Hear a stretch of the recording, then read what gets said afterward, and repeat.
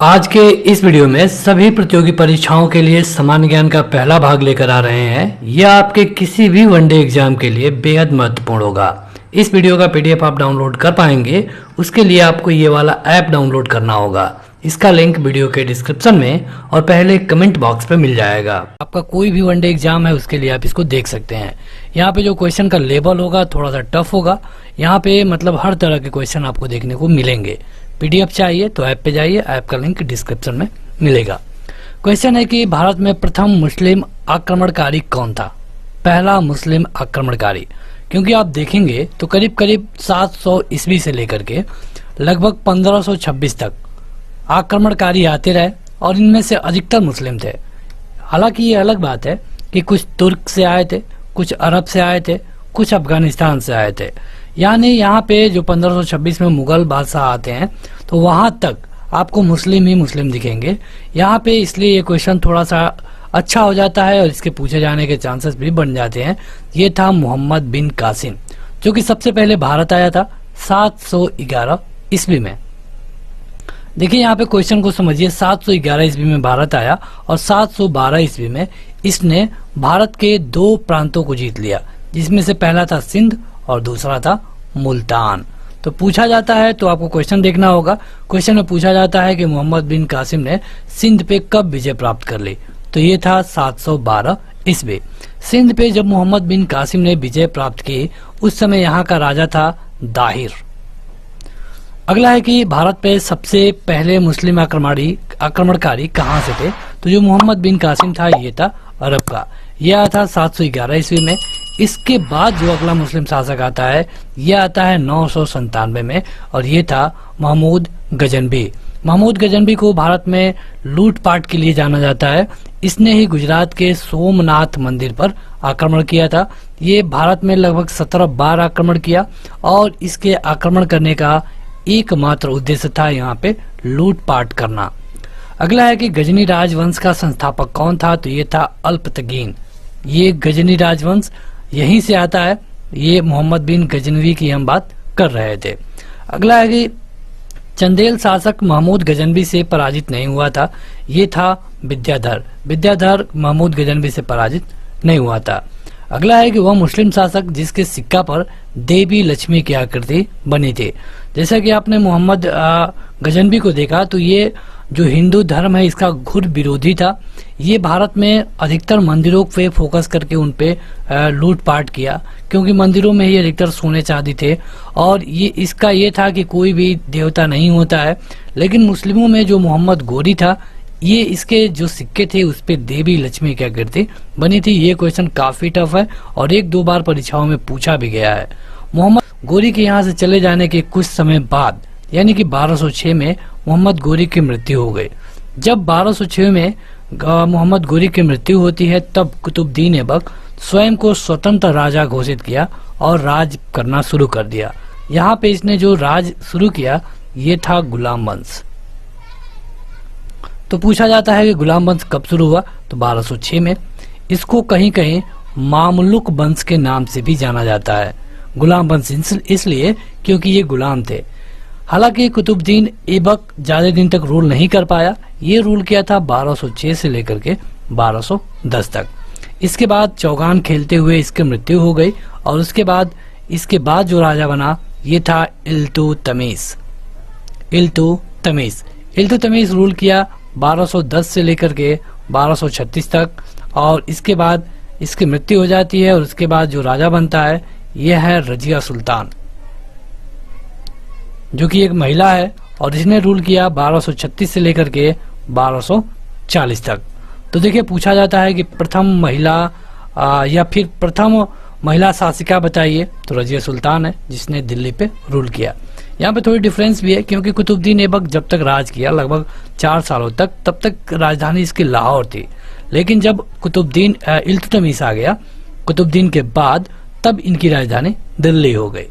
अगला है कि मोहम्मद गोरी जिसने बंगाल और बिहार पर विजय प्राप्त की थी, ये कौन था? मतलब ये था बख्तियार सितड़ी का दास।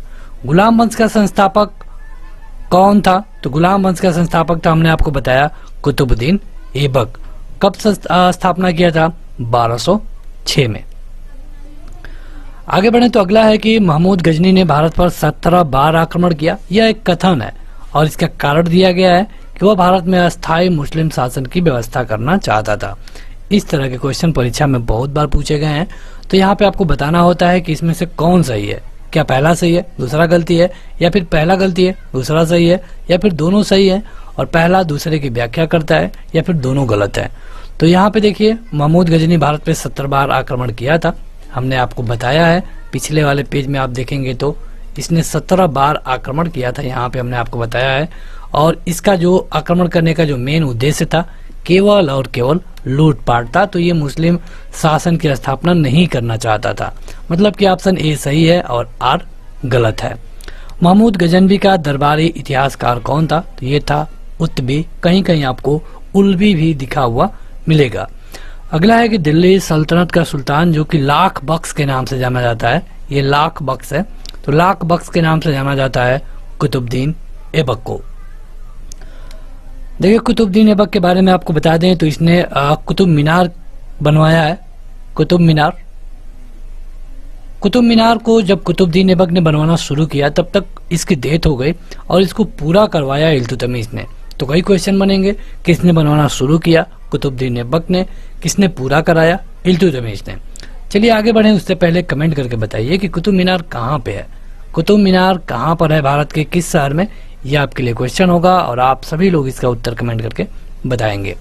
अलाउद्दीन खिलजी का यह सेना अध्यक्ष जो कि तुगलक वंश का प्रथम सुल्तान बना, ये कौन था? तो ये था गाजी मलिक। ये खिलजी वंश की बात की जा रही है। देखिए, इनका क्रम जरूर याद रखिए। अगर आप देखेंगे गुलाम वंश के बाद ही आ जाएंगे खिलजी, और इनके बाद आ जाएंगे तुगलक।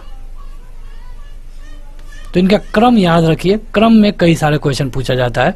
अगर आप डेट मतलब ईयर जानना चाहते हैं तो 1206 से 1290, 1290 से 1320 और 1320 से 1414।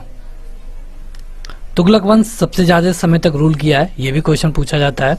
देखिए, अगला है कि सबसे अधिक समय तक देश में कौन राज्य किया? तो ये था तुगलक वंश। अभी हमने आपको बताया लगभग 116 साल तक, 116 नहीं 106 साल तक इसने रूल किया। इसके पहले वाले जो वंशज थे कोई भी 100 साल नहीं पूरा कर पाया था। अगला है कि दिल्ली सल्तनत का सबसे अधिक विद्वान शासक जो खगोल शास्त्र, गणित एवं आयुर्विज्ञान सहित अनेक विद्याओं में माहिर था, ये था मोहम्मद बिन तुगलक। इसको पगला सुल्तान भी कहा जाता है। पगला सुल्तान इसलिए क्योंकि इसने जो फैसले लिए उसे सही सिद्ध नहीं कर पाया। देखिए, यहाँ पे इसने कई सारे फैसले लिए थे, जैसे कि दिल्ली से अपनी राजधानी को दौलताबाद भेजना, जो कि एक तरफ से सही ही था लेकिन उसे सही नहीं कर पाया और इसीलिए फिर उसे वापस लिया और पगला सुल्तान का नाम मिल गया। अगला है कि पुराणों का अध्ययन करने वाला प्रथम मुसलमान कौन था? तो ये था अल बरूनी। अगला है कि पैगंबर हजरत मोहम्मद साहब का जन्म कब हुआ था? देखिए, जन्मों से कई क्वेश्चन पूछे जाते हैं, चाहे वो हजरत मोहम्मद साहब का हो या फिर बौद्ध धर्म में पूछा जाता है या फिर जैन धर्म में पूछा जाता है। तो अगर पैगंबर हजरत मोहम्मद साहब का देखेंगे तो ये है 570 ईस्वी। बौद्ध धर्म में अगर आप भगवान बुद्ध का देखेंगे तो ये है 563 BC, मतलब बिफोर क्राइस्ट। और इसके बाद अगर आप जैन धर्म का देखेंगे तो ये है 599 BC। तो ये जो ईयर है इनको याद रखिए, यहाँ से कई सारे क्वेश्चन पूछे जाते हैं। मोहम्मद साहब की मृत्यु कब हुई थी? 632 ईस्वी में। जो मुसलमान होते हैं ये हज करने जाते हैं मक्का में, तो ये मक्का है सऊदी अरब में।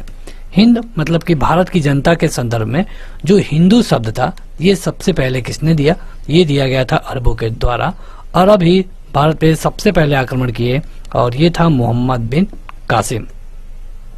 अगला है कि एक तरफ संस्कृत मुद्रा लेख के साथ चांदी के सिक्के को किसने निर्मित किया था? तो ये था महमूद गजनवी। महमूद गजनवी के जो सिक्के थे उस पे एक तरफ संस्कृत में लिखा गया था। भारत पे पहला मुस्लिम आक्रमण कब हुआ था? 712 में। मोहम्मद बिन कासिम ने सिंध पर कब विजय प्राप्त की? ये था 712 में। सिंध ही नहीं, सिंध के साथ मुल्तान पर भी। और ये भी पूछा जाता है कि उस समय सिंध का राजा कौन था? तो ये था दाहिर। अगला है कि दिल्ली का प्रथम मुस्लिम शासक कौन है? तो ये है इल्तुतमिश। देखिए, यहाँ पे समझिए, कह रहा है कि दिल्ली का पहला मुस्लिम शासक। आखिर कुतुबुद्दीन ऐबक तो इससे पहले रूल किया, कुतुबुद्दीन ऐबक 1206 से लेकर के 1210 तक रूल किया। और इल्तुतमिश, यहां पे हम लिख देते हैं,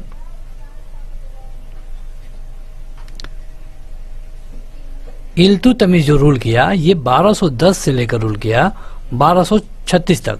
तो आखिर क्यों कहा जा रहा है कि इल्तुतमिश दिल्ली पर राज्य करने वाला पहला मुस्लिम शासक था? कारण यह है कि जब तक कुतुबुद्दीन ऐबक था तब तक इसकी राजधानी लाहौर थी, जो कि उस समय भारत का ही हिस्सा था। और जब इल्तुतमिश आया तब इसने अपनी राजधानी दिल्ली बनाया, तो दिल्ली पर रूल करने वाला पहला शासक इल्तुतमिश हो गया। ये गुलाम वंश था जिसको हम मामलुक वंश भी बोलते हैं। अगला है कि कुतुबुद्दीन ऐबक की राजधानी कहाँ थी। देखिए वही क्वेश्चन आ गया, जो भी क्वेश्चन मतलब कि गुलाम वंश से बनते हैं उन सबको इस वीडियो में कवर कर लिया गया है। इसके अलावा जो ही आप आगे बढ़ते जाएंगे आप देखेंगे कि जहां से भी हम शुरू कर रहे हैं वहां के हार्ड से हार्ड क्वेश्चन को भी हम कवर कर ले रहे हैं। कुछ क्वेश्चन आसान आएंगे तो उसको लेकर आपको घबराना नहीं है कि नहीं बहुत आसान क्वेश्चन आ रहे हैं, कुछ हार्ड भी क्वेश्चन आएंगे। अगला है कि सल्तनत कुतुबुद्दीन ऐबक की मृत्यु कब हुई थी। जो कुतुबुद्दीन ऐबक था तो इसकी मृत्यु हुई थी 1210 में चौगान खेलते हुए। दिल्ली को सल्तनत की आजादी राजधानी के रूप में स्थापित किया किसने? तो ये किया था इल्तुतमिश ने, अभी हमने आपको बताया है। दिल्ली का वह पहला सुल्तान जिसने नियमित सिक्के जारी किए और दिल्ली को अपने साम्राज्य की राजधानी घोषित किया, ये था इल्तुतमिश। अगला है कि वह सुल्तान जिसके बारे में कहा जाता है कि उसने भूमि कर को उत्पाद के 50% तक कर दिया था, ये था अलाउद्दीन खिलजी। मतलब कि जो भी आप उगा रहे हैं उसका आधा आपको टैक्स देना पड़ेगा। देखिए खिलजी के बारे में आपने कई मूवी में भी देखा होगा, हालांकि हम ये नहीं कह रहे हैं कि मूवी में जो दिखाया जा रहा है वो सब कुछ सही है, लेकिन अगर आप मूवी देखते हैं तो आपको थोड़ा बहुत उसके कैरेक्टर के बारे में पता चल जाता है। अलाउद्दीन खिलजी था, ये अपने सगे चाचा को मार करके राजा बना था और ये कम समय तक राजा रहा लेकिन बहुत उत्पात मचाया। यही एक पहला राजा है जो कि दक्षिण तक गया, हालांकि बस ये वहां पे लूटपाट किया। तो ये था अलाउद्दीन खिलजी। अलाउद्दीन खिलजी के संबंध में सही कथन क्या है? देखिए यहाँ पे 2 कथन दिए गए हैं और उनके बारे में बताया गया है। उसने कृष्ण जमीनों की पैमाइश के बाद जमीन की माल गुजारी वसूल की। उसने प्रांतों के गवर्नर के अधिकारों को समाप्त कर दिया। यहाँ पे है कि अलाउद्दीन खिलजी ने दिल्ली में मूल्य नियंत्रण लागू किया, बिल्कुल सही है। और यह दिल्ली में अपने राजभवन के निर्माण में लगे हुए कारीगरों को कम वेतन देना चाहता था, ये बिल्कुल गलत है। कम वेतन के बारे में कहीं बातें नहीं हुई है। अगला है कि बलबन ने अपने शासन को शक्तिशाली बनाया और सारी सत्ता अपने हाथ में केंद्रित कर ले। ये बात की जा रही है बलबन की। तो यहाँ पे दूसरा कारण है कि वह उत्तर पश्चिम सीमा को और मंगोल आक्रमण से सुरक्षित करना चाहता था। तो यहाँ पे ये दोनों सही है, किंतु एक की समुचित व्याख्या आर नहीं है। देखिए होता क्या है कि बलबन जो था ये एक शक्तिशाली राजा इसलिए बन गया कि जब इल्तुतमिश यहाँ पे राज करने आता है तो इसने एक चालीसा बनवाया था जिसमें 40 लोग थे और इसका हेड था बलबन। बलबन क्या करता था कि उस समय के राजा को जैसे तैसे करके मार देता था, जैसे कि उसने इल्तुतमिश को मरवाया, उसके बाद रजिया सुल्तान को। इसके बाद जब 1-2 लोगों के बाद बलबन खुद राजा बनता है तो सबसे पहले इसने चालीसा को खत्म कर दिया। तो ये एक ऐसा राजा था जो कि बहुत शक्तिशाली था। पैबोस और सिजदा, इसने 2 प्रथाओं को शुरू किया। पैबोस मतलब कि राजा को मतलब कि लेट करके राजा के पैर को चूमना होता था, ये था पैबोस। अगला है कि भारत में फारसी त्योहार नवरोज को किसने शुरू करवाया? तो ये था बलबन ने। बलबन के संदर्भ में सही कथन क्या है? तो बलबन इसने नियमित खुदाई के सिद्धांत का प्रतिपादन किया। इसने चुरकान-ए-चहलगानी का प्रभाव समाप्त किया। इसने बंगाल के विद्रोह का दमन किया और गयासुद्दीन महमूद ने उसे उगलू खां की उपाधि दी। तो ये सारे सही हैं। ये जो सारा चीज बताया गया है बलबन के बारे में, ये रूल किया था 1266 से लेके 1286 तक, 20 साल। अगला है कि अलाउद्दीन खिलजी का प्रसिद्ध सेनापति जिसकी मंगलों के विरुद्ध लड़ते हुए मृत्यु हो गई, उसका नाम क्या था? ये था जफर खान। ये अलाउद्दीन खिलजी का सेनापति था। रानी पद्मी का अलासचीन की चित्तौड़ विजय से जोड़ा जाता है। इनके पति का क्या नाम था? तो रानी पद्मी के बारे में आप जानते होंगे, इनके पति का नाम था राणा रतन सिंह, ये आपने मूवी में भी देखा होगा। अलाउद्दीन के दक्षिण अभियान धन प्राप्ति के अभियान थे, ये बिल्कुल सही है। हमने आपको बताया कि ये जब दक्षिण जाता था तो ये केवल लूटपाट करता था। ये दक्षिण राज्यों को काम करने में हस्तक्षेप करना चाहता था, तो ये बिल्कुल गलत है। अगला है कि महमूद गजनी के साथ भारत आने वाला प्रसिद्ध इतिहासकार एवं मुस्लिम विद्वान कौन था, तो ये था अल-बरूनी। कई बार पूछा गया है कि अल-बरूनी किसके साथ भारत आया, तो ये था महमूद गजनी। अल-बरूनी भारत आया था 11वीं शताब्दी में। अगला है कि अल-बरूनी के संबंध में क्या सही है, तो ये चारों सही है। वह एक धर्मनिरपेक्ष लेखक नहीं था, वह एक मुस्लिम लेखक था। उसका ग्रंथ उस समय के जीवन भारत से प्रभावित था, बिल्कुल उस समय जो भारत में हो रहा था उसी को लिख रहा था।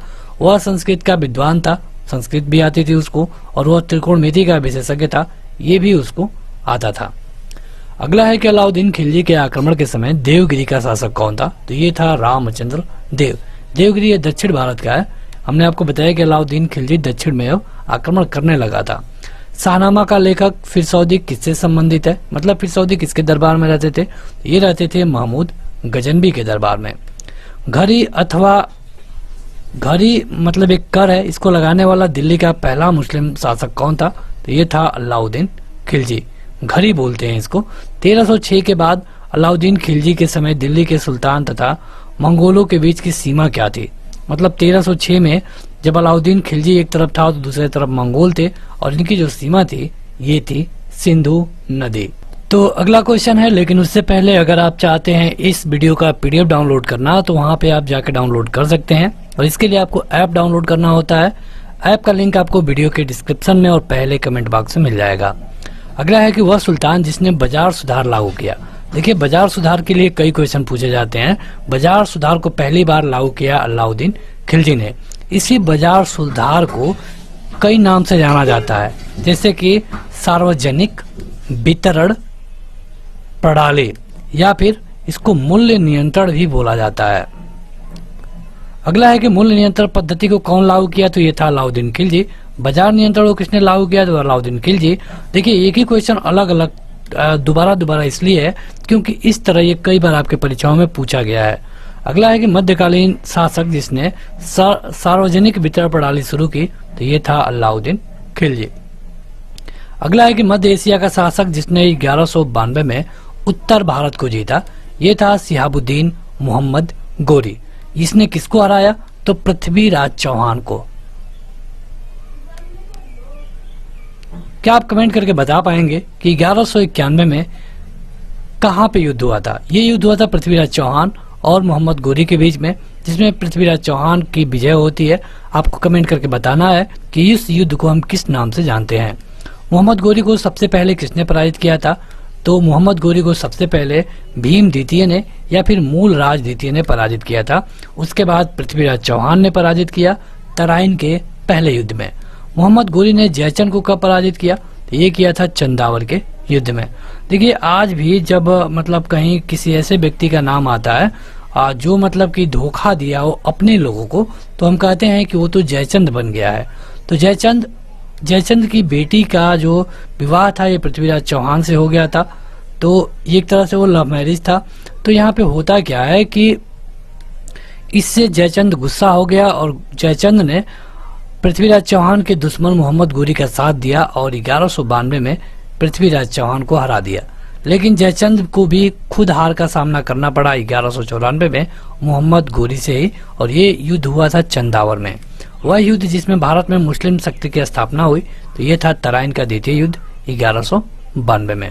भारत पर आक्रमण करने वाले व्यक्तियों का सही क्रम क्या है, तो पहले महमूद गजनबी, मोहम्मद गोरी, चंगेज खां और तैमूर। इससे पहले अगर आप जाएंगे तो मोहम्मद बिन कासिम। अगला है कि मंगोल पहली बार सिंधु के तट पे देखे गए थे, किसके शासनकाल में, तो ये था इल्तुतमिश। इल्तुतमिश कब से कब तक रूल किया, 1210 से लेके 1236 तक। ये गुलाम वंश का राजा था। चंगेज खान का मूल नाम क्या था, तो ये था तेमुचीन। इल्तुतमिश ने बिहार में प्रथम सूबेदार नियुक्त किया, किसको, तो ये था मलिक जानी को। रजिया बेगम को सत्ताच्युत करने में किसका हाथ था, मतलब कि रजिया बेगम को सत्ता से हटाने में। जैसे कि रजिया बेगम 1236 में राजा बनी और 1240 में मृत्यु हो गई, तो इसको मारने में जो तुर्क हैं उनका हाथ था। दिल्ली के सुल्तान बलबन का पूरा नाम क्या है, तो ये था गयासुद्दीन बलबन। अगला है कि कुतुबुद्दीन ऐबक द्वारा बनवाया गया 2.5 दिन का झोपड़ा क्या है। 2.5 दिन के झोपड़े को कुतुबुद्दीन ऐबक ने बनवाया, तो यह एक मस्जिद है। प्रसिद्ध कुतुब मीनार के निर्माण में किसका किसका योगदान है। तो जो कुतुब मीनार है इसका स्टार्टिंग करवाया कुतुबुद्दीन ऐबक ने, पूरा करवाया इल्तुतमिश ने। बाद में जब तुगलक वंश चल रहा था उस समय जो आकाशीय बिजली होती है इसने इसके ऊपर के 2 मालों को नुकसान पहुंचाया था और इसे सही करवाया फिरोज शाह तुगलक ने। मंगोल आक्रमणकारी चंगेज खां भारत की उत्तर पश्चिम सीमा पर आया था, किसके टाइम पीरियड पे। तो ये था इल्तुतमिश के समय पे। अपनी शक्ति को समेकित करने के बाद बलबन ने खुद को क्या कहा। तो जब बलबन और पावरफुल हो गया तो इसने अपने आप को जिले इलाही का नाम दिया।